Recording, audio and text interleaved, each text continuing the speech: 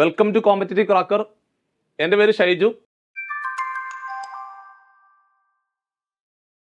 അപ്പോൾ നമ്മൾ ഒരുപാട് സന്തോഷത്തോടെയാണ് ഇപ്പം പൊയ്ക്കൊണ്ടിരിക്കുന്നത്. കാരണം നമുക്കറിയാം നമ്മുടെ കേരള പോലീസ് കോൺസ്റ്റബിൾ ഡ്രൈവർ തസ്തികയുടെ നോട്ടിഫിക്കേഷൻ കുറേ നാളുകളായിട്ട് നമ്മൾ വെയിറ്റ് ചെയ്തുകൊണ്ടിരുന്നതാണ്. സോ ആ ഒരു നോട്ടിഫിക്കേഷൻ വന്നു. ഇപ്പം ലൈവ് നോട്ടിഫിക്കേഷൻ ആണ്. ജനുവരി 1-ാം തീയതി വരെ അപ്ലൈ ചെയ്യാം. ഏകദേശം ഡിസംബർ പകുതിയോട് അടുക്കാറായി. ഇനിയും നമ്മൾ കാലതാമസം കൂടാതെ എത്രയും പെട്ടെന്ന് ആ തസ്തികയിലേക്ക് നിങ്ങൾ ആപ്ലിക്കേഷൻ കൊടുക്കുക. വൃത്തിയായിട്ടിരുന്ന് പഠിക്കുക. റാങ്ക് ലിസ്റ്റിന്റെ കാലാവധി 1 വർഷമേ ഉള്ളൂ. ഒരു യൂണിഫോം തസ്തിക ആയതുകൊണ്ട് പെട്ടെന്ന് ക്രാക്ക് ചെയ്യാൻ സാധിക്കും. മറ്റുള്ള ആൾക്കാർ എന്ത് നെഗറ്റീവ് പറഞ്ഞാലും തീർച്ചയായിട്ടും അത് നിങ്ങൾ മൈൻഡ് ചെയ്യരുത്. കാരണം ഇതിനകത്ത് ഒരു തസ്തിക ഉണ്ടെങ്കിൽ പോലും നമുക്കൊരു തസ്തിക പോരെ, നമുക്കൊരൊറ്റ ഒരു വേക്കൻസി മാത്രം മതിയല്ലോ.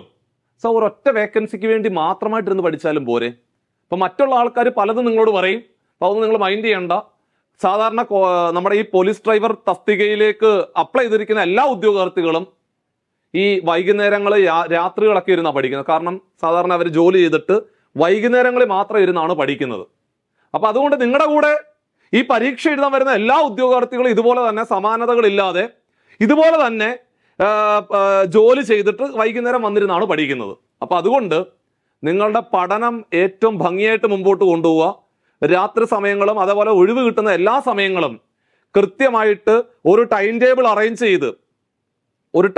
വൃത്തിയായിട്ട് അറേഞ്ച് ചെയ്ത് ഏതൊക്കെ ടോപ്പിക്കാണ് പഠിക്കുന്നതെന്ന് ഒരു ബുക്കിനകത്തേക്ക് എഴുതി വെച്ച് സോ ഒഴിവ് കിട്ടുന്ന പരമാവധി സമയം പഠനത്തിന് വേണ്ടി പ്രയോജനപ്പെടുത്തുക. സോ എപ്പോൾ നിങ്ങൾക്ക് ഒഴിവ് കിട്ടിയാലും അതെല്ലാം നിങ്ങൾ പഠനത്തിന് വേണ്ടി പ്രയോജനപ്പെടുത്തണം. പഠനമായിരിക്കണം നിങ്ങളുടെ ലക്ഷ്യം. സോ മുമ്പോട്ടുള്ള ഏകദേശം ഒരു 2-3 മാസത്തേക്ക് നിങ്ങൾ പഠിക്കുക. സിലബസ് വൃത്തിയായിട്ട് പ്രിന്റ് ഔട്ട് എടുക്കുക. ആ സിലബസിന്റെ ഹാർഡ് കോപ്പി പ്രിന്റ് ഔട്ട് എടുത്ത് വെച്ചിട്ട് അതിനകത്ത് കിടക്കുന്ന ഓരോ ടോപ്പിക്കുകൾ നിങ്ങൾ വൃത്തിയായിട്ട് പഠിച്ചുകൊണ്ട് മുമ്പോട്ട് പോവുക. ഇത്തവണത്തെ നമ്മുടെ പോലീസ് ഡ്രൈവർ പരീക്ഷ അല്ലെങ്കിൽ ഇത്തവണത്തെ പോലീസ് ഡ്രൈവർ തസ്തിക നമുക്കുള്ളതാണ്. തീർച്ചയായിട്ടും 2025 നിങ്ങൾ എഴുതാൻ പോകുന്ന ഈ പരീക്ഷ നിങ്ങളുടെ ജീവിതത്തിലെ ഒരുപാട് മാറ്റങ്ങൾ കൊണ്ടുവരും. തീർച്ചയായിട്ടും 2025 ജീവിതത്തിലെ ഒരുപാട് മാറ്റങ്ങൾ ഉണ്ടാകുന്ന ഒരു വർഷമായി മാറട്ടെ എന്ന് ആത്മാർത്ഥമായിട്ട് പ്രാർത്ഥിക്കുന്നു. നിങ്ങൾ പ്രത്യേകം ശ്രദ്ധിക്കുക. നമ്മുടെ തസ്തിക കാറ്റഗറി നമ്പർ 427/2024 ആണ്. എത്രയും പെട്ടെന്ന് നിങ്ങളുടെ പ്രൊഫൈലിനകത്തേക്ക് കടന്നു പോയിട്ട് എത്രയും പെട്ടെന്ന് ആപ്ലിക്കേഷൻ കൊടുക്കുക. 427/2024 1-ാം തീയതിയാണ് ലാസ്റ്റ് ഡേറ്റ് എങ്കിലും ഒരു കാരണവശാലും നിങ്ങൾ അത്രയും വെയിറ്റ് ചെയ്യരുത്. സോ എത്രയും പെട്ടെന്ന് അപ്ലൈ ചെയ്യുക. നന്നായിട്ട് പഠിക്കുക. ഒന്നും നോക്കേണ്ട ആവശ്യമില്ല. കാരണം ബേസിക് കണ്ടോ 31,100 എന്ന് പറയുന്ന വലിയൊരു ബേസിക് ആണ്. സോ ഈ ഒരു സാധ്യത പരമാവധി പ്രയോജനപ്പെടുത്തുക. ആളുകൾ എന്ത് പറഞ്ഞാലും നിങ്ങൾ ഒന്നും മൈൻഡ് ചെയ്യാതെ ഏറ്റവും ഭംഗിയായിട്ട് ആ സിലബസിന്റെ ഒരു ഹാർഡ് കോപ്പി എപ്പോഴും കയ്യിൽ വേണം. നിങ്ങൾ എവിടെ യാത്ര ചെയ്താലും സിലബസിന്റെ ഒരു ഹാർഡ് കോപ്പി എന്ന് പറഞ്ഞു കഴിഞ്ഞാൽ ഫോണിനകത്തുള്ളതല്ല, ഒരു പ്രിന്റ് എടുക്കണം. ഏകദേശം ഒരു 10-20 രൂപയുടെ ചെലവേ ഉള്ളൂ. അതെടുത്ത് കയ്യിൽ വെക്കുക. എന്നിട്ട് നിങ്ങൾ നോക്കണം, ഇതാണ് നിങ്ങളുടെ ജീവിതത്തിന്റെ ലക്ഷ്യം. ആ സിലബസിനകത്ത് ഇന്ന ടോപ്പിക്ക് പഠിച്ചില്ലെങ്കിൽ അത് പഠിക്കണം. ഏറ്റവും കൂടുതൽ മാർക്ക് എവിടെയാണ് കിടക്കുന്നത് അത് കൃത്യമായിട്ട് ഓരോ ടോപ്പിക്കിനകത്തുനിന്നും ഏതൊക്കെ എത്ര മാർക്കിനാണ് പരീക്ഷയ്ക്ക് ചോദിക്കുന്ന കാര്യം കൃത്യമായിട്ട് പറഞ്ഞിട്ടുണ്ട്. ഈ ടോപ്പിക്ക് പഠിച്ചിട്ടുണ്ടോ? ഇല്ല, അത് പഠിക്കണം. ഇന്ന് അത് പഠിച്ചിട്ട് കിടന്നാൽ മതി. ആ ഒരു രീതിയിൽ നിങ്ങൾ കൃത്യമായിട്ട് ടൈം ടേബിൾ അറേഞ്ച് ചെയ്തുകൊണ്ട് പഠിക്കണം. ഓരോ ദിവസവും നിങ്ങൾ കിടക്കുന്നതിന് തൊട്ട് മുമ്പായിട്ട് ഇന്നെന്ത് പഠിച്ചു എന്ന് വൃത്തിയായിട്ടൊരു ബുക്കിനകത്തേക്ക് എഴുതി വെക്കണം.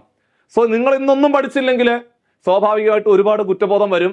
അതല്ല, നിങ്ങളൊരു ബുക്കിനകത്തേക്ക് വൃത്തിയായിട്ട് എഴുതുന്നില്ല, എന്തെങ്കിലുമൊക്കെ പഠിക്കാം എന്നുള്ള ധാരണയാണെന്നുണ്ടെങ്കിൽ സ്വാഭാവികമായിട്ടും നമുക്കൊരു റൈറ്റ് ട്രാക്ക് വരത്തില്ല. അപ്പൊ അതുകൊണ്ട് അവസാനമായിട്ട് ഒരു കാര്യം കൂടെ പറയുന്നു. എത്രയും പെട്ടെന്ന് പ്രൊഫൈലിനകത്ത് കടന്നു പോവുക, അപ്ലൈ ചെയ്യുക. രണ്ടാമത് അവിടെ വെച്ച് തന്നെ അക്ഷയ കേന്ദ്രത്തിൽ പോയിട്ടാണെങ്കിൽ അവിടെ വെച്ച് തന്നെ നിങ്ങൾ ഇതിന്റെ സിലബസിന്റെ ഹാർഡ് കോപ്പി പ്രിന്റ് ഔട്ട് എടുക്കുക. അത് വൃത്തിയായിട്ട് കയ്യിൽ സൂക്ഷിക്കുക. ഓരോ ടോപ്പിക്കുകൾ നിങ്ങൾ പഠിച്ചു പോകുന്ന ഓരോ ടോപ്പിക്കുകൾ അണ്ടർലൈൻ ചെയ്ത് പോകണം കേട്ടോ. പഠിക്കുന്ന ഓരോ ടോപ്പിക്കുകൾ അണ്ടർലൈൻ ചെയ്ത് മുമ്പോട്ട് പോകണം എന്നുള്ള കാര്യം ഒരിക്കൽ കൂടി ഓർമ്മിപ്പിക്കുകയാണ്. ഇന്ന് നമ്മൾ എന്തിനാണ് വന്നിരിക്കുന്നത്? മക്കളെ, ഇന്ന് നമ്മൾ വന്നിരിക്കുന്നത് നമ്മുടെ പോലീസ് കോൺസ്റ്റബിൾ ഡ്രൈവർ തസ്തികയുണ്ടല്ലോ, അത് വിമൻ പോലീസ് കോൺസ്റ്റബിൾ ഡ്രൈവർ തസ്തിക ആയിക്കോട്ടെ അല്ലെങ്കിൽ പോലീസ് കോൺസ്റ്റബിൾ ഡ്രൈവർ തസ്തിക ആയിക്കോട്ടെ, അതിലെ പോലീസ് കോൺസ്റ്റബിൾ ഡ്രൈവർ തസ്തികയുടെ കാറ്റഗറി നമ്പർ 416 കഴിഞ്ഞ തവണത്തെ കാര്യമായി പറയുന്നത്. 416 വിമൻ പോലീസ് കോൺസ്റ്റബിളിന്റെ 583 വരുന്നു. ഈ 2 തസ്തികകളിലെ നമുക്ക് മാത്സിനകത്തുനിന്ന് ചോദിച്ച ചോദ്യങ്ങളാണ് കഴിഞ്ഞ ക്ലാസ്സിൽ പരിചയപ്പെടുത്തിയത്. കുറച്ച് ചോദ്യങ്ങളാണ് പരിചയപ്പെടുത്തിയത്. ഇന്ന് അതിന്റെ ബാക്കി ചോദ്യങ്ങളാണ് ക്ലാസ്സിലെ പരിചയപ്പെടുത്താൻ പോകുന്നത്. അപ്പൊ നമുക്ക് ഒന്നാമത്തെ ക്വസ്റ്റ്യനിലേക്ക് പോകാം. ഇവിടെ മക്കളെ, ഇതെല്ലാം ഞാൻ പ്രത്യേകം പറയുന്നു. കഴിഞ്ഞ തവണ നമുക്ക് പോലീസ് കോൺസ്റ്റബിൾ ഡ്രൈവർ തസ്തികയ്ക്ക് 2023 നമ്മൾ എഴുതിയ പരീക്ഷയ്ക്ക് ചോദിച്ച ചോദ്യമാണ് ക്ലാസ്സിൽ പഠിക്കാൻ പോകുന്നത്. ഒന്നാമത്തെ ചോദ്യം, എടാ 10⁵5 ഇൻറ്റു 10⁶ ഡിവൈഡഡ് ബൈ 10�7 ഇൻറ്റു 10�8ന്റെ വില എത്ര എന്നാണ് ചോദിച്ചിരിക്കുന്നത്. ഈ ഒരു ചോദ്യം വന്നിരിക്കുന്നത് ഏത് ചാപ്റ്ററിനാ? അതായത് കൃത്യംഗ സംഖ്യകളുമായിട്ട് ബന്ധപ്പെട്ട ചോദ്യമാണ്. ഏത് ചാപ്റ്ററാണ്?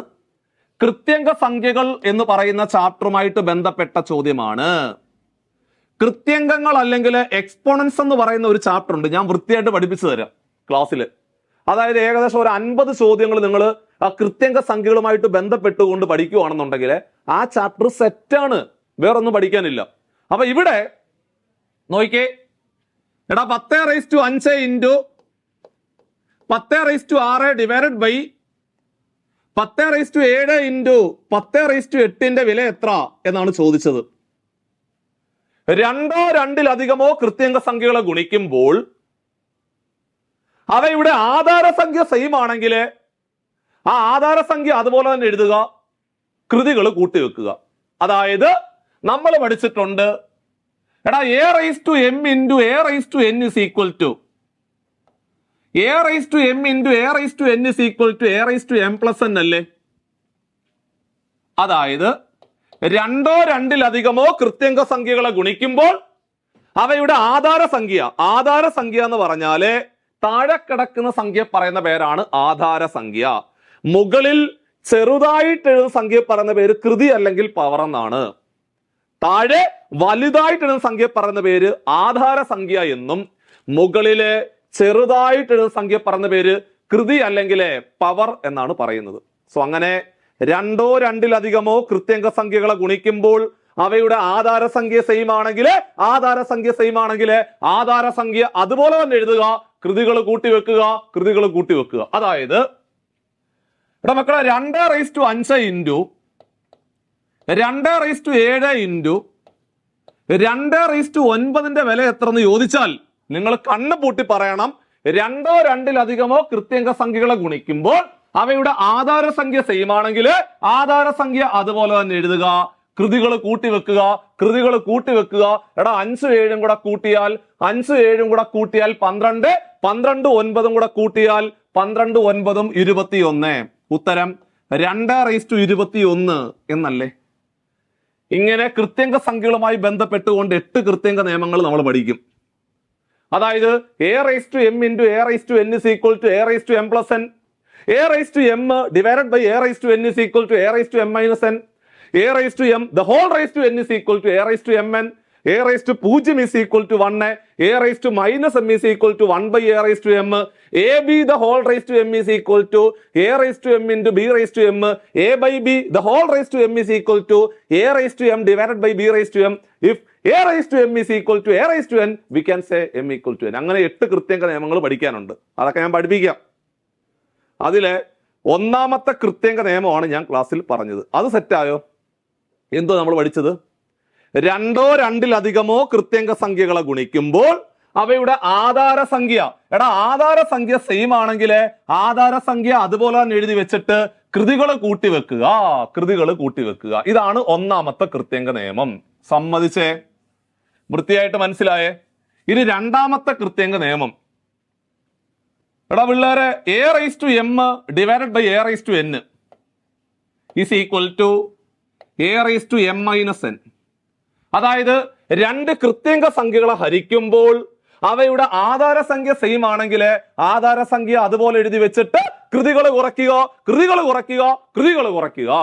അങ്ങനെയാണെങ്കിൽ നോക്കിക്കോണേ, 7⁻10 divided by 7⁴ is equal to what? രണ്ട് കൃത്യംഗ സംഖ്യകളെ ഹരിക്കുമ്പോൾ അവയുടെ ആധാരസംഖ്യ സെയിം ആണെങ്കിൽ ആധാരസംഖ്യ അതുപോലെ തന്നെ എഴുതുക, കൃതികൾ തമ്മിൽ കുറയ്ക്കുക. 10 4 പോയാൽ 10 4 പോയ എത്ര? 6. 7/6 ആണ് അവിടുത്തെ റൈറ്റ് ആൻസർ. മനസ്സിലായോ?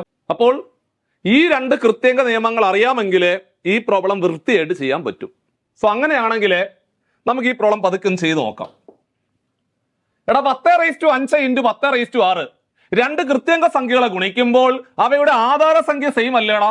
ആ ആധാര സംഖ്യ സെയിം ആണെങ്കിൽ ആധാര സംഖ്യ അതുപോലെ എഴുതുക, 10നെ അതുപോലെ തന്നെ എഴുതി വെക്കുക. എന്നിട്ട് കൃതികൾ കൂട്ടി വെക്കുക. എടാ പിള്ളേരെ 5ഉം 6ഉം കൂടെ കൂട്ടി എത്ര? 5ഉം 6ഉം കൂടെ കൂട്ടിയാൽ 11. കണ്ടോ? അതായത് 10⁵ ഇൻറ്റു 10�6 എന്ന് പറഞ്ഞാല് 10⁻11 ആണെന്ന് മനസ്സിലായി.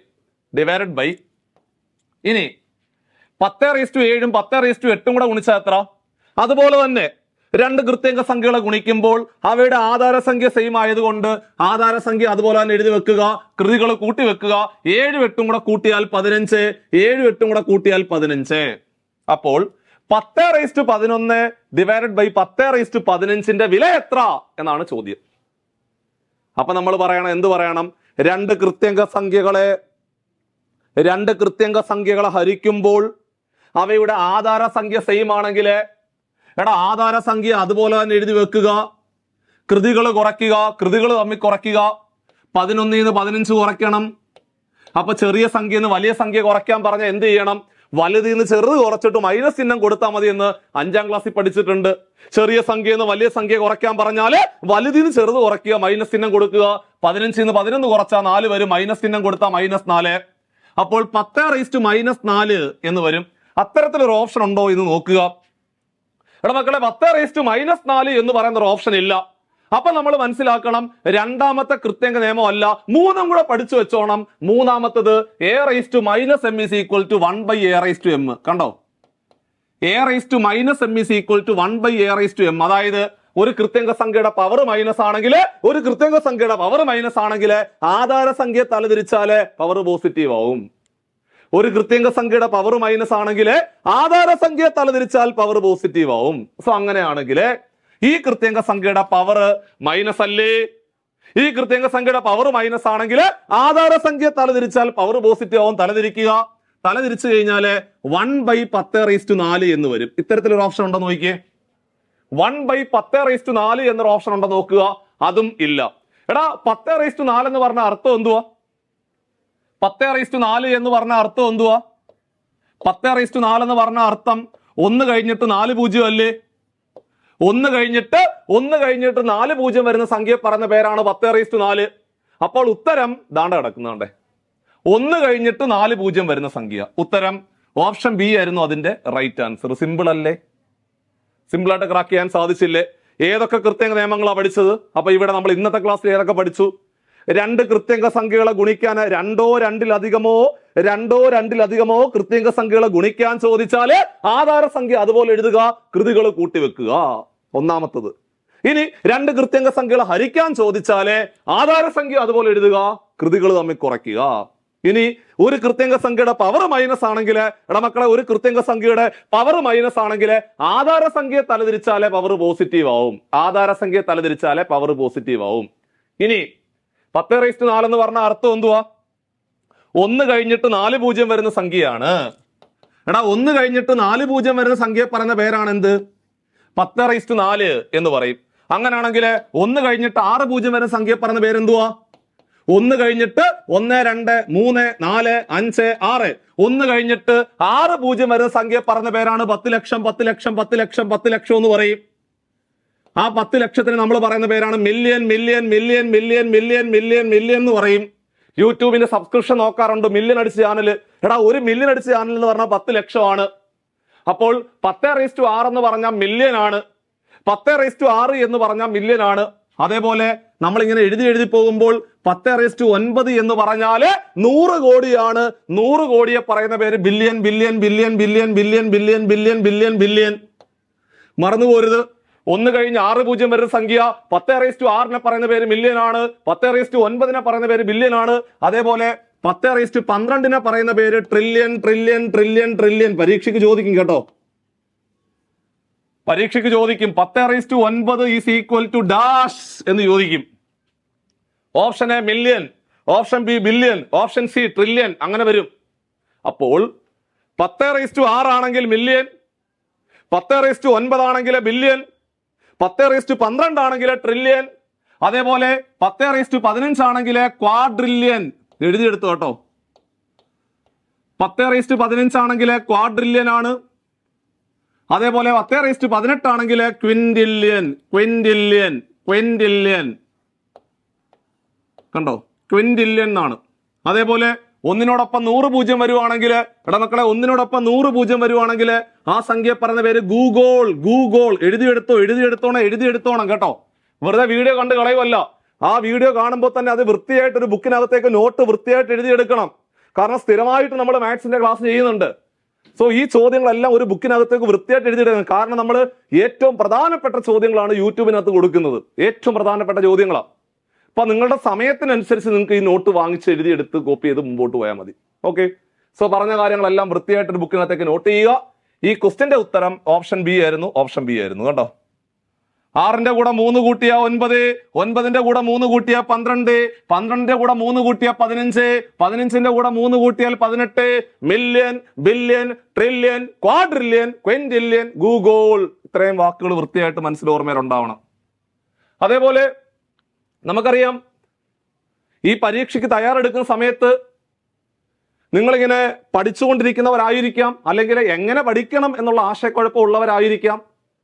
സോ ഇതെല്ലാം പരിഹരിക്കുവാൻ വേണ്ടിയിട്ട് നിങ്ങൾക്ക് കൃത്യമായിട്ട് ഗൈഡൻസ് തന്നുകൊണ്ട് ഇന്നതൊക്കെ പഠിച്ചാൽ മതി എന്ന് വ്യക്തമായിട്ട് പറയുന്ന, അല്ലെ പറഞ്ഞു കൊടുക്കുന്ന ഒരു അടിപൊളി ഒരു ബാച്ച് നമ്മൾ സ്റ്റാർട്ട് ചെയ്യുവാണ്. ഏറ്റവും തുടക്കം മുതൽ, അതായത് ഒന്നും അറിയില്ലെങ്കിൽ പോലും ഏറ്റവും തുടക്കം മുതൽ, 1ാമത്തെ ദിവസം മുതൽ ഇനി അങ്ങോട്ടുള്ള ദിവസങ്ങൾ എങ്ങനെയാണ് കൃത്യമായിട്ട് പഠിക്കേണ്ടത്, നിങ്ങളുടെ സമയത്തിനനുസരിച്ച് കൊണ്ട് ഈ ഏതൊക്കെ ലൈവ് ക്ലാസ്സുകളാണ് അറ്റൻഡ് ചെയ്യേണ്ടത്. സോ അതുകൊണ്ട് ഇത്ര ദിവസത്തിനുള്ളിൽ പോർഷൻ കവർ ചെയ്യുന്ന രീതിയിൽ ഒരു ഏറ്റവും പുതിയൊരു ബാച്ച് കൂടി നമ്മൾ സ്റ്റാർട്ട് ചെയ്തിട്ടുണ്ട്. സോ ഈ ഒരു ബാച്ചിന്റെ പ്രത്യേകത എന്താണെന്ന് വെച്ച് കഴിഞ്ഞാൽ സ്ഥിരമായിട്ട് ലൈവ് ക്ലാസ്സുകൾ കിട്ടും. ഇനി അതിന്റെ റെക്കോർഡ് വെർഷൻസ് ഉണ്ടാവും. ഓരോ ടോപ്പിക്കിന്റെ റെക്കോർഡ് ക്ലാസ്സുകൾ അവൈലബിൾ ആണ്. സ്ഥിരമായിട്ട് പരീക്ഷകൾ കണ്ടക്ട് ചെയ്യും. നിങ്ങൾക്ക് പഠിക്കാൻ ഒരു ടോപ്പിക്ക് തരും. ആ ടോപ്പിക്ക് പഠിച്ചിട്ട് നിങ്ങൾക്ക് ഓൺലൈനായിട്ട് പരീക്ഷകൾ എഴുതാൻ സാധിക്കും. നിങ്ങൾക്ക് ഏതെങ്കിലും ടോപ്പിക്കിൽ ബുദ്ധിമുട്ടുണ്ടെങ്കിൽ നിങ്ങളുടെ മെന്ററിനോട് പറയുവാണെന്നുണ്ടെങ്കിൽ മെന്റർ തീർച്ചയായിട്ടും അതിന് വ്യക്തമായിട്ടുള്ള ലൈവ് ക്ലാസ്സുകളും റെക്കോർഡ് ക്ലാസ്സുകളും നിങ്ങൾക്ക് കൃത്യമായിട്ട് പ്രൊവൈഡ് ചെയ്യുന്നുണ്ട്. സോ അതുകൊണ്ട് ഈ ഒരു സാധ്യത വളരെയധികം നിങ്ങൾക്ക് ഉപകാരപ്പെടും. കാരണം മുമ്പോട്ടുള്ള യാത്രയിൽ എന്ത് പഠിക്കണം, എങ്ങനെ പഠിക്കണം, ഏതൊക്കെ ഭാഗങ്ങളാണ് പഠിക്കേണ്ടത് എന്നുള്ള കാര്യത്തിൽ ആശയക്കുഴപ്പമില്ല. കൃത്യമായിട്ട് 1ാമത്തെ ദിവസം ഇതാണ് പഠിക്കേണ്ടത്, ഇതാണ് പരീക്ഷ എന്നുള്ള കാര്യം കൃത്യമായിട്ട് പറയും. 2ാമത്തെ ദിവസം അങ്ങനെ സമയത്തിനെ ഫലപ്രദമായിട്ട് പ്രയോജനപ്പെടുത്തി എടുക്കാൻ ഈ ബാച്ച് കൊണ്ട് സാധിക്കും. സോ ഈ ബാച്ചിലേക്ക് അഡ്മിഷൻ എടുക്കുവാൻ വേണ്ടിയിട്ട് ഇതാണ് നമ്മുടെ ബോർഡ് നമ്പർ. ഈ ബോർഡ് നമ്പറിൽ കോൺടാക്ട് ചെയ്യുക. 8089200474 എന്നുള്ള നമ്പറിൽ കോൺടാക്ട് ചെയ്യുക. ഇതുപോലെ തന്നെ സെയിം ക്ലാസ്സുകളുമായിട്ട് നമ്മൾ അവിടെയും ഉണ്ടാകും. അടുത്ത ചോദ്യം വന്നിരിക്കുന്നത് ഇതാണ്, നോക്കിയടാ. ചോദ്യം വന്നിരിക്കുന്നത് റൂട്ട് ഓഫ് 1 പ്ലസ് പിന്നെ റൂട്ടിനകത്ത് അടുത്ത റൂട്ട്, പിന്നെ റൂട്ട് കിടപ്പുണ്ട് കേട്ടോ. ഈ റൂട്ടിന് ഇത്രയും വരെ ഉണ്ട് റൂട്ട്. ഓക്കെ, ഇതാണ് നമ്മുടെ ചോദ്യം. അതായത് റൂട്ടിനകത്ത് കുറെ റൂട്ട് വരുന്ന ഒരുപാട് ചോദ്യങ്ങൾ പരീക്ഷയ്ക്ക് നമുക്ക് പഠിക്കാറുണ്ട്. അപ്പൊ റൂട്ടിനകത്ത് കുറെ റൂട്ട് വരുന്ന ഇൻഫിനിറ്റി വരുന്ന ചോദ്യങ്ങളുണ്ട്. അതുപോലെ നമ്മുടെ പരീക്ഷയ്ക്ക് കഴിഞ്ഞ തവണ ചോദിച്ച ചോദ്യമാണിത്. സോ ഇതെങ്ങനെ ചെയ്തെടുക്കേണ്ടത്? എടാ, റൂട്ടിനകത്ത് കുറെ റൂട്ട് വരുന്ന ചോദ്യങ്ങൾ പരീക്ഷയ്ക്ക് ചോദിച്ചു കഴിഞ്ഞാൽ ഏറ്റവും വലത്തെ അറ്റത്തേക്ക് പോട്ടെ, ഏറ്റവും വലത്തോട്ടങ്ങ് പോകണം. ഏറ്റവും വലത്തോട്ട് അങ്ങോട്ട് പോകും. ഏറ്റവും വലത്തെ അറ്റത്തേക്ക് പോവുക. ഏറ്റവും വലത്തെ അറ്റത്തെ റൂട്ട് ആദ്യം അങ്ങ് ചെയ്യണം. അതായത് റൂട്ട് 16 ഏറ്റവും വലത്തെ അറ്റത്ത് കിടക്കുന്നത്. അതിന്റെ വില മാത്രം അങ്ങ് പറയാം. റൂട്ട് 16ന്റെ വില എത്ര? എടാ, റൂട്ട് 16ന്റെ വില 4 അല്ലേ? അത് മാത്രം അങ്ങ് പറഞ്ഞാൽ മതി. അതങ്ങ് എഴുതുക. ആ റൂട്ട് അങ്ങ് വെട്ടിക്കളയണം. വെട്ടിക്കളഞ്ഞിട്ട് 4 എന്ന് പറയണം. പറയാൻ എളുപ്പമല്ലേ? പറഞ്ഞു. അപ്പൊ മനസ്സിലായി, ആ റൂട്ട് പോയി. ആ റൂട്ടിന് ബദലാണ് 4. എടാ, അവിടെ 21 + 4 ആയി. എടാ, 21 4 കൂട്ടി എത്ര? 21 4 കൂട്ടി 25 അല്ലേ? 21 4 കൂടെ കൂട്ടിയാൽ 4 എങ്ങനെയാ വന്നത്? 4 ഇപ്പം കിട്ടിയ 4. 21 അവിടെ നേരത്തെ ഉണ്ടായിരുന്നത്. അപ്പൊ 24 കൂട്ടി എത്ര? 25 അല്ലേ? 25. ആ 25ന്റെ റൂട്ട് എത്ര?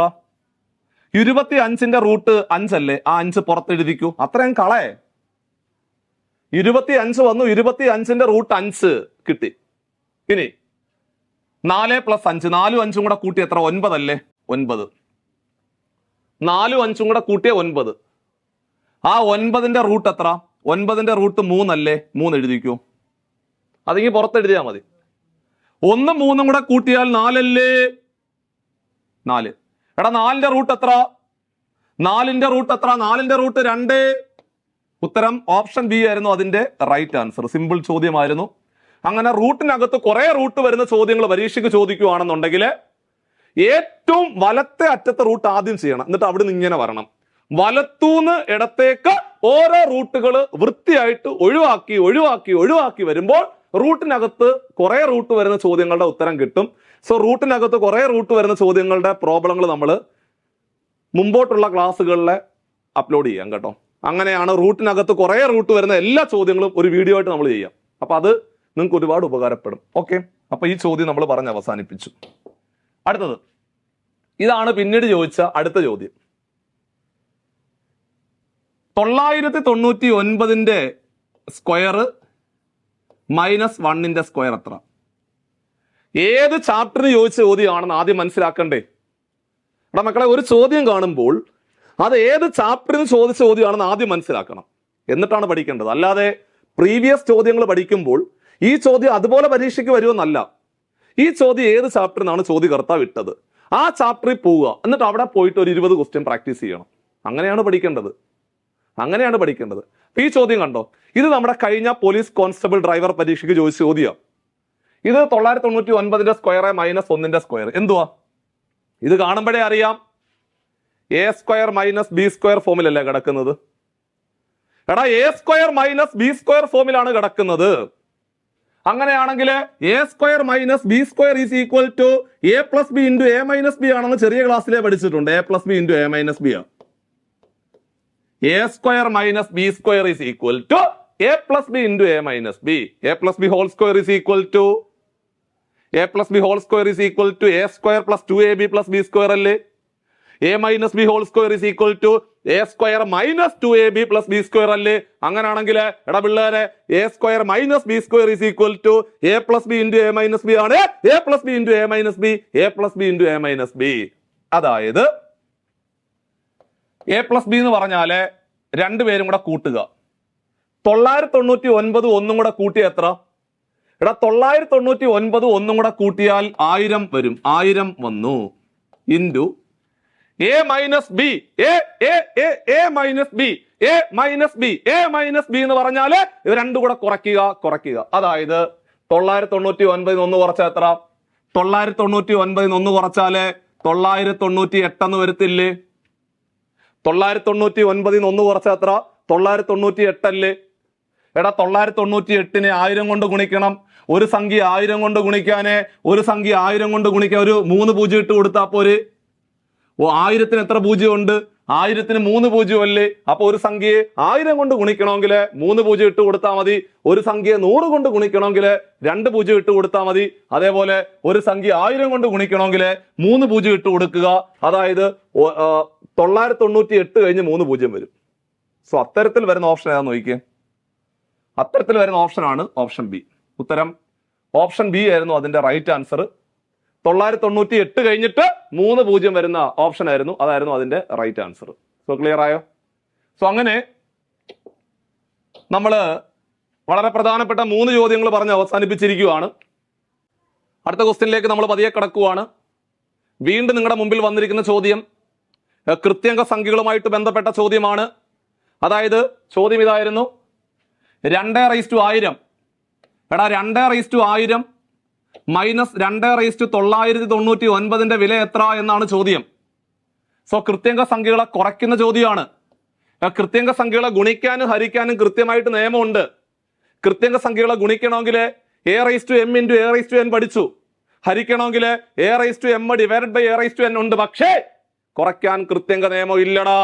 കുറയ്ക്കാൻ കൃത്യംഗ നിയമം ഇല്ല. അങ്ങനെ കുറയ്ക്കാനോ കൂട്ടാനോ പരീക്ഷയ്ക്ക് ചോദിച്ചാൽ നിങ്ങൾ എന്ത് ചെയ്യും? ഇപ്പൊ ഞാൻ ചോദിക്കുവാണ്, എടാ 3/2 പ്ലസ് 3/3 പ്ലസ് 3/5 പ്ലസ് 3/7ന്റെ വില എത്ര എന്ന് ചോദിച്ചാൽ നിങ്ങൾ പറയണം, സാറേ കൃത്യംഗ സംഖ്യകളെ കൂട്ടാൻ കൃത്യമായിട്ട് നിയമമില്ല കേട്ടോ, അത് ഓർത്ത് വെച്ചോണം. കൃത്യംഗ സംഖ്യകളെ കൂട്ടുവാനോ കുറയ്ക്കുവാനോ കൃത്യംഗ നിയമം ഇല്ല. പിന്നെ എന്തിനൊക്കെയാണ് ഉള്ളത്? ഗുണിക്കാനും ഉണ്ട്, ഹരിക്കുവാനും ഉണ്ട്. അപ്പൊ ഇവിടെ എന്ത് ചെയ്യും? കുറയ്ക്കാനാണ് ചോദിച്ചത്. അപ്പൊ നിങ്ങൾ മനസ്സിലാക്കി വെച്ചോണം, കൃത്യംഗ സംഖ്യകളെ കൂട്ടാനോ കുറയ്ക്കാനോ പരീക്ഷയ്ക്ക് ചോദിച്ചാൽ, എടാ കൃത്യംഗ സംഖ്യകളെ കൂട്ടാനോ കുറയ്ക്കാനോ പരീക്ഷയ്ക്ക് ചോദിക്കുവാണെങ്കിൽ ഏറ്റവും ചെറിയ സംഖ്യ വെളിയിൽ എടുക്കുക, അത്രമാത്രം ആലോചിച്ചാൽ മതി. ഏറ്റവും ചെറിയ സംഖ്യ വെളിയിലോട്ട് എടുക്കുക. എടാ തന്നിരിക്കുന്ന കൃത്യംഗ സംഖ്യകളില് ഏറ്റവും ചെറുതിനെ പിടിച്ച് വെളിയിലോട്ട് എടുക്കുക. ഇവിടെ ഏറ്റവും ചെറുത് ഏതാ? 2/999 അല്ലേ ചെറുത്? അതിനെ ഇങ്ങ് വെളിയിലോട്ട് അങ്ങ് എടുക്കുക. സോ അതിനെ പിടിച്ച് വെളിയിലോട്ട് എടുത്തു കഴിഞ്ഞാൽ പിന്നെ ബാക്കി എന്നാ ഉണ്ട്? 2/1.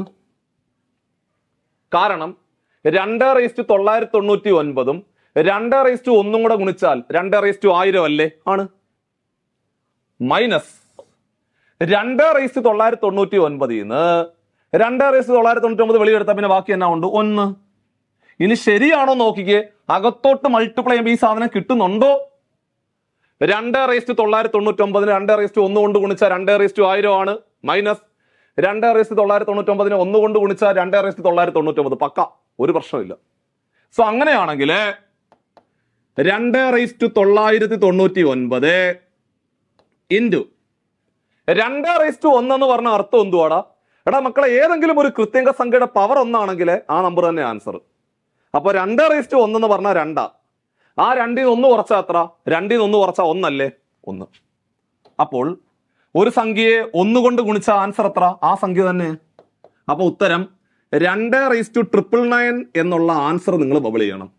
2/999 എവിടെ കിടക്കുന്നത്? 2/999 എവിടെ കിടക്കുന്നത്? 2/999 ഓപ്ഷൻ ഡി ആയിരുന്നു. ഓപ്ഷൻ ഡി ആയിരുന്നു അതിന്റെ റൈറ്റ് ആൻസർ. കണ്ടോ? അപ്പൊ ഈ ചോദ്യം കൃത്യംഗ സംഖ്യകളുമായി ബന്ധപ്പെട്ട ചോദ്യമാണ്. അപ്പൊ ഞാൻ കഴിഞ്ഞ ക്ലാസ്സിൽ പഠിപ്പിച്ച വീഡിയോ ഉണ്ടല്ലോ, അതും ഇന്ന് പഠിപ്പിക്കുന്ന വീഡിയോയും കൂടെ ചേരുമ്പോൾ 10 ക്വസ്റ്റ്യൻ കിട്ടും. ആ 10 ചോദ്യങ്ങളാണ് കഴിഞ്ഞു പോയ നമ്മുടെ പോലീസ് കോൺസ്റ്റബിൾ ഡ്രൈവർ തസ്തികയ്ക്ക് ചോദിച്ചത്. ഈ 10 ചോദ്യങ്ങളും ഒരു ബുക്കിനകത്തേക്ക് വൃത്തിയായിട്ട് എഴുതിയിട്ട് ഞാൻ പറഞ്ഞു തന്ന ഓരോ കാര്യങ്ങളും ആ ക്വസ്റ്റ്യൻ താഴെ എഴുതി വരുമ്പോൾ ഉണ്ടല്ലോ, ഏകദേശം ഒരു 3 പേജിന് മേലെ പോകും. നിങ്ങൾ ഞാൻ പറയുന്ന എല്ലാ കാര്യങ്ങളും എഴുതുവാണെന്നുണ്ടെങ്കിൽ 3 പേജിന് മേലെ പോകും. ആ 3 പേജിനകത്ത് വന്ന ചോദ്യങ്ങളാണ് നമ്മുടെ അടിസ്ഥാനം. ഈ പരീക്ഷയ്ക്ക് തയ്യാറെടുക്കുമ്പോൾ മാത്സിനകത്ത് മുൻ വർഷത്തിൽ ചോദിച്ചു പോയ ചോദ്യങ്ങളുടെ പാറ്റേൺ മനസ്സിലാക്കണം. എന്നിട്ട് ഇതുമായിട്ട് ബന്ധപ്പെട്ടുകൊണ്ട് നമ്മൾ സ്ഥിരമായിട്ട് ക്ലാസ്സിൽ വീഡിയോ ചെയ്യുന്നുണ്ട്, യൂട്യൂബിനകത്ത് സ്ഥിരമായിട്ട് വീഡിയോ ചെയ്യുന്നുണ്ട്.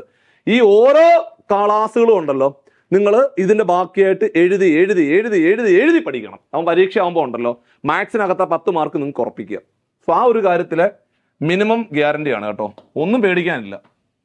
അടുത്തത് ഭിന്നസംഖ്യകളെ ആരോഹണ ക്രമത്തിൽ എഴുതാനാ. എടാ ആരോഹണ ക്രമം എന്ന് പറഞ്ഞാല് ഏറ്റവും ചെറുതിന്ന് വലുതിലേക്ക് എഴുതണം. ആദ്യം ഏറ്റവും ചെറുത് പറയുക, എന്നിട്ട് ഏറ്റവും വലുത് ഏറ്റവും അവസാനം പറയണം.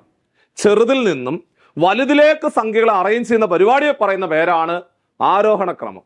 ഇനി അവരോഹണ ക്രമം എന്ന് പറഞ്ഞാല് വലുതീന്ന് ചെറുതിലേക്ക് സംഖ്യകളെ അറേഞ്ച് ചെയ്യുക. ഡിക്രീസിങ് ഓർഡർ അല്ലെങ്കിൽ ഡിസെൻഡിങ് ഓർഡർ എന്നാണ് അതിന് പറയുന്നത്. അപ്പോൾ ആരോഹണ ക്രമം എന്ന് പറഞ്ഞാല് ചെറുതിൽ നിന്നും സംഖ്യകളെ വലുതിലേക്ക് അറേഞ്ച് ചെയ്യുന്ന പരിപാടിയെ പറയുന്ന പേരാണ് ആരോഹണം. അതേപോലെ അവരോഹണം എന്ന് പറഞ്ഞാല് വലുതിൽ നിന്നും സംഖ്യകളെ ചെറിയ നമ്പറിലേക്ക് വലുതിൽ നിന്ന് ചെറുതിലേക്ക് അറേഞ്ച് ചെയ്യുന്ന പരിപാടിയെ പറയുന്ന പേരാണ് അവരോഹണം, അല്ലെങ്കിൽ ഡിസെൻഡിങ് ഓർഡർ, അല്ലെങ്കിൽ ഡിക്രീസിങ് ഓർഡർ. അപ്പോൾ ഇവിടെ നോക്കിക്കേ, ഇവിടെ ആദ്യം കിടക്കുന്നത് 3/4, പിന്നെ 6/5, പിന്നെ 9/8, പിന്നെ 8/7. സോ ഭിന്നസംഖ്യകൾ എന്ന് പറഞ്ഞ ചാപ്റ്റർ ഏറ്റവും ഭംഗിയായിട്ട് ഡീറ്റെയിൽഡ് ആയിട്ട് കംപ്ലീറ്റ് കാര്യങ്ങളും പഠിച്ചോണം കേട്ടോ. എല്ലാം ചോദിക്കും പരീക്ഷയ്ക്ക് കേട്ടോ. നിങ്ങൾക്ക് എന്ത് സംശയം ഉണ്ടെങ്കിലും വീഡിയോയ്ക്ക് താഴെ കമന്റ് ചെയ്താൽ മതി. സർ ഇന്ന ടോപ്പിക് എടുത്താൽ നല്ലതായിരിക്കും. നിങ്ങൾ ഏത് ടോപ്പിക്ക് പറഞ്ഞാലും തൊട്ടടുത്ത ദിവസം നിങ്ങൾക്ക് ഏറ്റവും പ്രധാനപ്പെട്ടതാണെന്ന് തോന്നുന്ന ഒരു ടോപ്പിക്ക് പറഞ്ഞു കഴിഞ്ഞാൽ അത് എനിക്കും കൂടെ തോന്നുവാണ് അത് ഏറ്റവും പ്രധാനപ്പെട്ട ടോപ്പിക്കാണെന്ന് പറഞ്ഞാൽ തീർച്ചയായിട്ടും നിങ്ങളെ സജഷൻ പരിഗണിച്ചുകൊണ്ട് CCയുടെ അടുത്ത വീഡിയോ വരുന്ന സമയത്ത് മാത്സിനകത്ത് നിന്ന് ഈ ചോദ്യം ഉറപ്പായിട്ട് ഈ വീഡിയോ ചെയ്തിരിക്കും. സോ പരമാവധി സാധ്യതകൾ, നമ്മൾ എന്ത് സാധ്യതകൾ കിട്ടിയാലും പരമാവധി എല്ലാം പ്രയോജനപ്പെടുത്തി മുമ്പോട്ട് പോകണം. ജീവിതയാത്ര 2025 എന്ന് പറയുന്ന വർഷം ജീവിതത്തിലെ ഏറ്റവും സുവർണമായിട്ടുള്ള ഒരു വർഷമാക്കി മാറ്റിയെടുക്കാൻ നിങ്ങൾ പ്രത്യേകം ശ്രദ്ധിക്കണം. ഇവിടെ എടാ ഈ ചോദ്യങ്ങൾ നിങ്ങൾ പരിശോധിച്ചാൽ ഇതിനകത്ത് കിടക്കുന്ന സംഖ്യകളെ കുറിച്ച് നിങ്ങൾ നോക്കിക്കേ. ആദ്യം കിടക്കുന്ന 3/4 പിന്നെ 6/5 ഉണ്ട്, 9/8 ഉണ്ട്, 8/7 ഉണ്ട്. അതായത് ഇവിടെ കിടക്കുന്നത് ഒരൊറ്റ ഒരു സംഖ്യ ഉണ്ടല്ലോ, അതൊഴികെ ബാക്കിയെല്ലാം വിഷമഭിന്നമാണ്. എന്താണ് വിഷമഭിന്നം? എടാ വിഷമഭിന്നം എന്ന് പറഞ്ഞാല് അംശം വലുതും ഛേദം ചെറുതും. അംശം എന്ന് പറഞ്ഞാൽ മുകളിൽ കിടക്കുന്നവനെ പറയുന്ന പേരാണ് അംശം. എടാ മുകളിൽ കിടക്കുന്ന സംഖ്യയെ പറയുന്ന പേര് അംശം, താഴെ കിടക്കുന്നവനെ പറയുന്ന പേര് ഛേദം.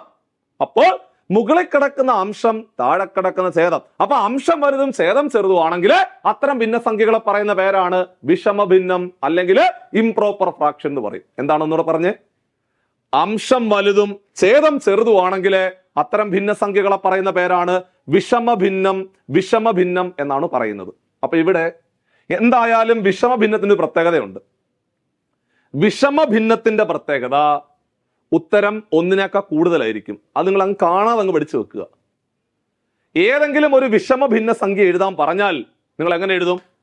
എടാ മക്കളെ, അംശം വലുതും ഛേദം ചെറുതും.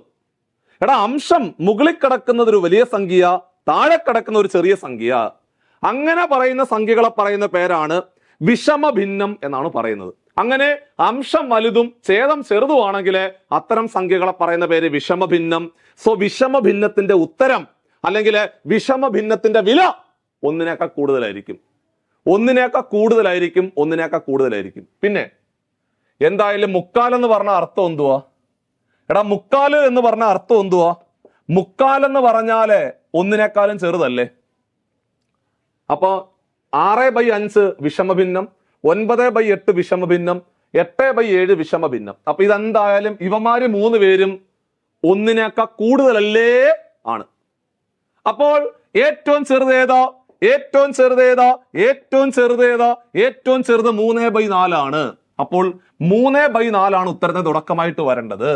അപ്പോൾ എന്തായാലും ഓപ്ഷൻ സി അല്ല എന്നുള്ള കാര്യം മനസ്സിലായി. ഇനി അതങ്ങ് വിട്, ബാക്കിയുള്ളത് നിങ്ങളൊന്ന് പരിഗണിച്ചാൽ മതി. സോ ബാക്കിയുള്ള സംഖ്യകളില് ഏറ്റവും ചെറുത് ആരാണെന്ന് നോക്കണം. സോ അതിന് വേണ്ടിയിട്ട് നിങ്ങൾ എന്ത് ചെയ്യണം എന്നറിയോ? ബാക്കിയുള്ള ഓരോ സംഖ്യകളും ജസ്റ്റ് എന്ത് ചെയ്യണം എന്നറിയോ? ഒരു 0 കൊടുത്താൽ മതി. അംശത്തിലെല്ലാം ഓരോ 0 കൊടുക്കുക. വെറുതെ എടാ അംശത്തിലെല്ലാം വെറുതെ ഒരു 0 കൊടുക്കുക. അംശത്തിലെല്ലാം വെറുതെ ഒരു 0 കൊടുക്കുക. ചുമ്മാ ഒരു 0 കൊടുക്കുക വെറുതെ. അതാണ്ടേ 6/5 എന്നുള്ളത് 60/5, 9/8 എന്നുള്ളത് 90/8, 8/7 എന്നുള്ളത് 80/7. എന്നിട്ട് വെറുതെ ഒന്ന് ഹരിക്കുക. ഏകദേശ വില മതി കേട്ടോ, ഏകദേശ വില മതിയേ. 60നെ 5 കൊണ്ട് ഹരിച്ചാൽ എത്ര? 60നെ 5 കൊണ്ട് ഹരിച്ചാൽ ഉത്തരം കൃത്യം 12. കണ്ടോ? 60നെ 5 കൊണ്ട് ഹരിച്ചാല് 12 ആണ്. ഇനി 90നെ 8 കൊണ്ട് ഹരിച്ചാൽ എത്രടാ? 90നെ 8 കൊണ്ട് ഹരിച്ചാല് 11 8 88 ശിഷ്ടം 2. അതായത് 11 പോയിന്റ് സംതിങ് വരും. ഓക്കെ, 11 പോയിന്റ് സംതിങ് ആണേ. അവിടെ നിൽക്കട്ടെ, നമുക്ക് ഏകദേശ വില മതി എന്നല്ലേ ഞാൻ പറഞ്ഞത്. ഇനി 80നെ 7 കൊണ്ട് ഹരിക്കുക. 80നെ 7 കൊണ്ട് ഹരിച്ചാല് 1 7 ശിഷ്ടം 1 0, 1 7 ശിഷ്ടം 3. അതും 11 പോയിന്റ് സംതിങ് ആണ് വന്നത്. 2 പേര് 11 പോയിന്റ് സംതിങ് വന്നത് കൊണ്ട് ഒരു ഡിജിറ്റ് കൂടി എക്സ്ട്രാ നിങ്ങൾ എടുക്കണം. കാരണം 2 പേരും 11, അത് പണിയാ. ഓക്കെ, സോ അങ്ങനെയാണെങ്കിൽ ആണ്ടേ കുത്ത് 0. സോ 2 8 16, 2 8 16 ശിഷ്ടം എത്രടാ? 16 4 20. അപ്പോ ഇത് 11.2 ആണെന്ന് മനസ്സിലായി. 80നെ 7 കൊണ്ട് ഹരിച്ചാല് കുത്ത് 0, 4 7 28. കണ്ടോ? അപ്പം നമുക്ക് 80നെ 7 കൊണ്ട് ഹരിച്ചപ്പോൾ 11.4 ആണ് വന്നത്. കണ്ടോ? 90നെ 8 കൊണ്ട് ഹരിച്ചപ്പോൾ 11.2 അല്ലേടാ വന്നത്. 80നെ 7 കൊണ്ട് ഹരിച്ചപ്പോൾ 11.4 അല്ലേ വന്നത്. ഇനി നമുക്ക് അറേഞ്ച് ചെയ്യാം, കുഴപ്പമില്ല. എന്തായാലും ആദ്യം 3/4 ആണെന്ന് മനസ്സിലായി. ആദ്യം 3/4 ആണെന്ന് മനസ്സിലായി. ഇനി അടുത്തത് ഓരോന്നോരോന്ന് പിടിച്ചു. അതായത് പിന്നെ ചെറുത് ഏതാ? 11.2 അല്ലേ? ഇനി നിങ്ങൾ ഇത് നോക്കണ്ട, ഇത് നോക്കിയാൽ മതി. ഇപ്പൊ കിട്ടിയ നമ്പർ ഉണ്ടല്ലോ 11.2 അല്ലേ? പിന്നുള്ളത് ചെറുത്. ചെറുത് ചെറുതീന്ന് വലുതിലേക്ക് പോണം. ഇനി 11.2 അല്ലേ ചെറുത്. സോ 11.2 എന്ന് പറഞ്ഞാൽ 9/8 അല്ലേടാ. അപ്പൊ രണ്ടാമത് വരേണ്ടത് 9/8. 9/8 രണ്ടാമത് വരേണ്ടത് 9/8. 9/8 ആണ് രണ്ടാമത് വരേണ്ടത്. അപ്പൊ തന്നെ ഇതും വെട്ടാം, ഇതും വെട്ടാം. കണ്ടോ, രണ്ടാമത് വരേണ്ടത് 9/8. കണ്ടോ, അതിനുശേഷം 8/7. കണ്ടോ, 8/7. ഏറ്റവും അവസാനം 6/5. കണ്ടോ, ഏറ്റവും വലുത് 6/5. അപ്പൊ ഏറ്റവും ചെറുത് 3/4, ഏറ്റവും വലുത് 6/5 ആണെന്ന് സിമ്പിൾ ആയിട്ട് പറയാൻ സാധിച്ചില്ലേ? ആണ്. ഇനി ഇതുപോലെ ഭിന്നസംഖ്യകളുമായിട്ട് ബന്ധപ്പെട്ടുകൊണ്ട് ചെറുതേത് വലുതേത് ആരോഹണ ക്രമത്തിൽ എഴുതുക, അവരോഹണ ക്രമത്തിൽ എഴുതാനും കൂട്ടാനും കുറയ്ക്കാനും ഗുണിക്കാനും ഹരിക്കാനും എല്ലാം നമ്മളൊരു പ്രത്യേക വീഡിയോ ചെയ്തു തരാം. സോ ഭിന്നസംഖ്യകൾ എന്ന് പറയുന്ന ചാപ്റ്ററുമായിട്ട് ബന്ധപ്പെട്ട് ഇത്തരത്തിൽ ഞാൻ ഈ പറഞ്ഞ കൂട്ടാനും കുറയ്ക്കാനും ഗുണിക്കാനും ഹരിക്കാനും അതേപോലെ വലുതേത് ചെറുതേത് ആരോഹണം അവരോഹണം കംപ്ലീറ്റ് പോർഷൻ നിങ്ങൾ എന്ത് ചെയ്യണം? വൃത്തിയായിട്ട് പഠിച്ചോണം കേട്ടോ. സോ ഇതിന്റെ ഉത്തരം ഓപ്ഷൻ എ ആയിരുന്നു. സിമ്പിൾ ആയിട്ട് നമുക്ക് ക്രാക്ക് ചെയ്യാൻ സാധിച്ചു. സോ അവസാന ചോദ്യം, അതായത് ലാസ്റ്റ് പ്രോബ്ലം, 10ാമത്തെ ക്വസ്റ്റിനാ. കഴിഞ്ഞ ക്ലാസ്സിൽ 4 ചെയ്തു, ഈ ക്ലാസ്സിൽ 6 ചോദ്യം ചെയ്തു. 2 വീഡിയോ കൂടെ എന്ത് ചെയ്യണം? ക്ലബ് ചെയ്ത് പഠിക്കണം. രണ്ടിലെയും വൃത്തിയായിട്ട്. നിങ്ങൾ വെറുതെ ചുമ്മാ ഇങ്ങനെ ഒരു ക്വസ്റ്റ്യൻ പറഞ്ഞ അതിന്റെ ആൻസർ പറഞ്ഞു പോവല്ല ചെയ്യുന്നത്. അതുമായിട്ട് ബന്ധപ്പെട്ടുകൊണ്ട് കുറെ കാര്യങ്ങൾ പറയുന്നത് കൊണ്ടാണ് വീഡിയോ ലെങ്തി ആവുന്നത്. സോ നിങ്ങൾക്കത് ഉപകാരപ്പെടും. മുമ്പോട്ടുള്ള യാത്രയിലെ പരീക്ഷയ്ക്ക് ഒരുപാട് ഉപകാരപ്പെടും. കാരണം എവിടുന്നാണ് ചോദിച്ചത്, എന്താണ് ചോദിച്ചതെന്നുള്ള കാര്യത്തിലെ ക്ലാരിറ്റി പക്കായിട്ട് കിട്ടും. സോ അത് പ്രയോജനപ്പെടുത്തി എടുക്കണം കേട്ടോ. സോ ഇവിടെ 1 2 3 4 n നമുക്ക് എല്ലാവർക്കും അറിയാവുന്നൊരു കാര്യമുണ്ട്. ഇത് എണ്ണൽ സംഖ്യകളുടെ തുകയല്ല. എണ്ണൽ സംഖ്യകളുടെ തുകയുമായിട്ട് ബന്ധപ്പെട്ട് ഒരുപാട് ചോദ്യങ്ങൾ പഠിക്കുന്നുണ്ട്. അതല്ല ഇത്. ഇവിടെ നിങ്ങളൊരു കാര്യം ചെയ്യ്, ഈ n ഉണ്ടല്ലോ അതിങ്ങി കോമൺ ആയിട്ട് വെളിയെടുത്തേ. ഇവിടെ ഉണ്ട് n, ഇവിടെ ഉണ്ട് n, ഇവിടെ ഉണ്ട് n, ഇവിടെ ഉണ്ട് n, ഇവിടെ ഉണ്ട്. എല്ലായിടത്തും n ഉണ്ടോ? എല്ലായിടത്തും n ഉണ്ടോ? ഉണ്ടെങ്കിൽ അവനെ ഇങ്ങി പുറത്തേക്ക് ഇട്, അവനെ തൂക്കിയെടുത്ത് പുറത്ത് കളയാൻ. സോ അങ്ങനെ എല്ലായിടത്തും n ഉള്ളത് കൊണ്ട് അവനെ നമ്മൾ പുറത്തേക്ക് എടുത്തു. അവനെ പുറത്തേക്ക് എടുക്കുക എന്ന് പറയുമ്പോൾ താഴെ കിടക്കുന്നവനാ. അതായത് ആ 1/n ഇങ്ങി പുറത്തേക്ക് എടുത്ത്, ആ 1/n പുറത്തേക്ക് എടുത്തു. സോ ബാക്കി എന്നാ ഉണ്ട്? 1 + 2 + 3 + etc + n എന്ന് വരും. കണ്ടോ, ഇങ്ങനെ വരും. അതായത് നിങ്ങൾക്ക് എന്തെങ്കിലും സംശയം ഉണ്ടെങ്കിൽ നിങ്ങൾ അകത്തോട്ട് ഗുണിച്ച് നോക്കിക്കേ. 1/n 1 കൊണ്ട് ഗുണിച്ചാൽ എത്ര? 1/n. 1/n 2 കൊണ്ട് ഗുണിച്ചാൽ എത്ര? 2/n. 1/n 3 കൊണ്ട് ഗുണിച്ചാൽ എത്ര? 3/n. സോ പക്ക. n 1/n കൊണ്ട് ഗുണിച്ചാൽ എത്ര? n/n. പക്ക. സോ ഇവിടെ നോക്കിക്കോണേ, ഈ 1/n അതുപോലെ തന്നെ നിൽക്കട്ടെ. ഇനി ആദ്യത്തെ n എണ്ണൽ സംഖ്യകളുടെ തുക. മക്കളെ, എണ്ണൽ സംഖ്യകളുടെ തുക കണ്ടുപിടിക്കാനുള്ള ഇക്വേഷൻ എന്തുവാ? n × n+1/2 അല്ലേ? നമ്മൾ എപ്പോഴും പഠിക്കുന്നതാണ്. സോ സംഖ്യകളുടെ തുകയുമായിട്ട് ബന്ധപ്പെട്ട് 8 ഇക്വേഷൻ ഉണ്ട്. അത് ഞാൻ പറഞ്ഞു തരാം. അത് നിങ്ങൾ വൃത്തിയായിട്ട് അങ്ങ് എഴുതിയെടുക്കാമെങ്കിൽ ഇപ്പൊ അങ്ങ് എഴുതിയെടുത്തു. എണ്ണൽ സംഖ്യകളുടെ തുക കണ്ടുപിടിക്കാൻ, അതായത് തുടക്കം മുതലേ അങ്ങ് പറയാം. ഒരു സമാന്തര ശ്രേണിയുടെ ആദ്യ പദവും അവസാന പദവും തന്നിട്ട് തുക കണ്ടുപിടിക്കാൻ ചോദിച്ചാല് n/2 × ആദ്യ പദം പ്ലസ് അവസാന പദം. അവസാന പദം ഇല്ലെങ്കിൽ n/2 × 2a + n - 1 × d. ആദ്യത്തെ ഇത്ര എണ്ണൽ സംഖ്യകളുടെ തുക n × n+1/2. ആദ്യത്തെ ഇത്ര അഖണ്ഡ സംഖ്യകളുടെ തുക n × n-1/2. അതായത് നമ്മുടെ ഷെയ്ക്ക് ഹാൻഡ് സാധനം ഉണ്ടല്ലോ, അത് ഇവിടെ അടിച്ചാൽ മതി. ഇരട്ട സംഖ്യകളുടെ ആദ്യത്തെ ഇത്ര ഇരട്ട സംഖ്യകളുടെ തുക n × n+1. ആദ്യത്തെ ഇത്ര ഒറ്റ സംഖ്യകളുടെ തുക n². ആദ്യത്തെ ഇത്ര എണ്ണൽ സംഖ്യകളുടെ വർഗങ്ങളുടെ തുക കണ്ടുപിടിക്കാൻ ചോദിച്ചാല് n × n+1 × 2n+1/6. അവസാനം ആദ്യത്തെ ഇത്ര എണ്ണൽ സംഖ്യകളുടെ ക്യൂബുകളുടെ തുക എത്ര എന്ന് ചോദിച്ചാൽ n × n+1/2 ഹോൾ സ്ക്വയർ എന്ന് എടുക്കണം. അങ്ങനെ ഈ 8 ഇക്വേഷനും വൃത്തിയായിട്ട് പഠിച്ചു വെച്ചോണം. ഏത്? സംഖ്യകളുടെ തുക എന്ന് പറയുന്ന ഭാഗവുമായി ബന്ധപ്പെട്ട് വരുന്ന ഈ 8 ഇക്വേഷൻസും വൃത്തിയായിട്ട് പഠിക്കുക. കൂടുതൽ ചോദ്യങ്ങൾ ചെയ്ത് പഠിക്കുക. ഓക്കെ. സോ ഇവിടെ നമുക്ക് ആദ്യത്തെ എണ്ണൽ സംഖ്യകളുടെ തുക കണ്ടുപിടിക്കാനുള്ള ഇക്വേഷൻ n × n+1/2 ആ. കണ്ടോ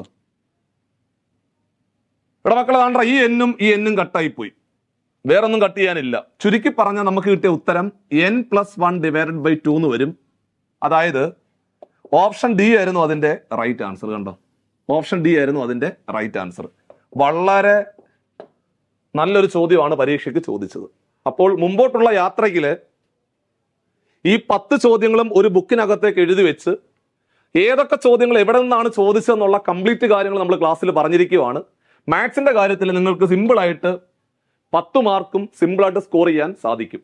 ഇനി മറ്റൊരു പ്രധാനപ്പെട്ട ഇൻഫർമേഷൻ എന്തെന്ന് ചോദിച്ചു കഴിഞ്ഞാൽ, ഡ്രൈവർ തസ്തികയ്ക്ക് തയ്യാറെടുക്കുന്ന സമയത്ത് പ്രധാനമായിട്ടും അതിന്റെ സ്പെഷ്യൽ ടോപ്പിക്കിലാണ് നമ്മൾ കൂടുതൽ കോൺസെൻട്രേറ്റ് ചെയ്യേണ്ടത്. അതിന് ഏറ്റവും എഫിഷ്യന്റ് ആയിട്ട് ഇന്ന് കേരളത്തിൽ ഏറ്റവും എഫിഷ്യന്റ് ആയിട്ട് ക്ലാസ് എടുക്കാൻ സാധിക്കുന്ന നമ്മുടെ നിയാസ് സാറ്, രാഗിൽ സാറ്, അതുപോലെ കറണ്ട് അഫേഴ്സിന്റെ അധ്യാപകൻ ഫാരിസ് സാറ്, ഞാൻ, അതുപോലെ സഞ്ജയ് സാറൊക്കെ ചേർന്നുകൊണ്ട് ഒരു ദിവസം ഡിസംബർ 22-ാം തീയതി ഞായറാഴ്ച ഒരു ദിവസത്തെ സൗജന്യ ഒരു ഏകദിന സെമിനാർ കം ക്ലാസ് കണ്ടക്ട് ചെയ്യുവാണ്. ഈ ഒരു സാധ്യത പരമാവധി പ്രയോജനപ്പെടുത്തി എടുക്കാൻ ശ്രദ്ധിക്കുക. ഒരു ദിവസത്തെ സെമിനാറാണ്. ആ ഒരു ദിവസം, അതായത് ഡിസംബർ 22-ാം തീയതി നിങ്ങൾ ആ ഒരു ദിവസം ഈ ഓരോ അധ്യാപകരും എന്തൊക്കെയാണ് പഠിക്കേണ്ടതെന്ന് ഉൾപ്പെടെയുള്ള കംപ്ലീറ്റ് കാര്യങ്ങളും പറയും.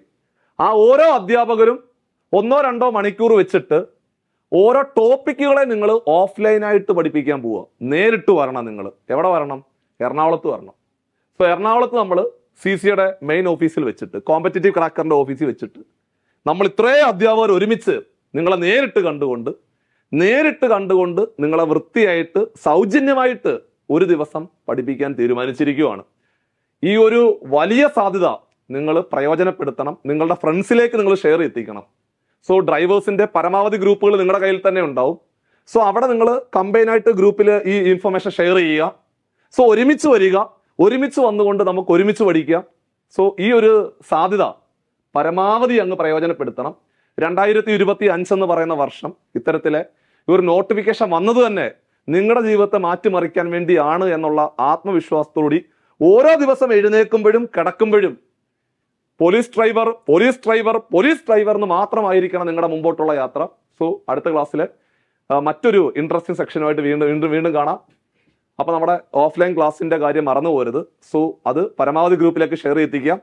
അടുത്ത ക്ലാസ്സിലെ മറ്റൊരു യൂസ്ഫുൾ വീഡിയോ ആയിട്ട് മറ്റൊരു പുതിയൊരു ടോപ്പിക്കുമായിട്ട് വീണ്ടും കാണാം. Take care.